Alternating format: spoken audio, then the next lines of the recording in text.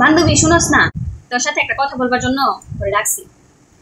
কথাটা হইছে, আমি ব্যাংকে টাকা জমাইতেছি, বুঝছস? অনেকগুলো টাকাই জমাইতেছি। এখন টাকাটি দিয়ে কি করবো, কি কিনতে পারি টাকাটি দিয়া, ওইটা পরামর্শ করার লাগে আমি তোরে রাখছি। কি করছ তুই? তুই কখন থেকে টাকা জমাইতেছিস? আমার তো কিছু বললি না।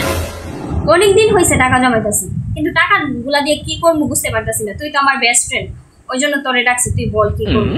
দোস্ত, তুই যখন অনেকগুলা টাকা জমাইছস, তোর ব্যাংকে অনেকগুলা টাকা আছে, তুই তো জানোস আমার আইফোনের খুব শখ। আমি তো তোর বেস্ট ফ্রেন্ড, তুই আমার একটা আইফোন কিনা। তুই তো আমার বেস্ট ফ্রেন্ড, তুই আমার কাছে একটা জিনিস আবদার করছস, আর তোর অনেক দিনের শখ যেহেতু আইফোন। আচ্ছা সমস্যা নেই, তোর একটা আইফোন দিবি, কিন্তু আমার অনেকগুলো টাকা দোস্ত। শুধু তো আইফোন কিনলে হবে না, আর কি কিনতে পারি বল? কি বলছ? তোর কাছে এতগুলো টাকা আছে, তাহলে একটা কাজ কর, তুই আমার একটা আইফোন আর তোর তো BMW, তুই একটা BMW কিনে আরে ভালো বুদ্ধি দিছিস তো। আমি তোর একটা আইফোন আর একটা BMW কিনা, বাকি যে টাকাগুলো থাকে ওই টাকাগুলো দিয়ে একটা ফ্ল্যাট বা কোনো কিছু কিনা নিবি, ভালো হতো না? তুই একটা ফ্ল্যাটও কিনে ফেলবি। তো কয় কোটি টাকা আছে তোর ব্যাংকে? কয় কোটি টাকা ওইটা তো গুনি নাই, কিন্তু অনেক দিন ধরে টাকা জমাইতেছি। বান্ধবী তুই দেখ কত টাকা হইতে পারে, অনুমান কর।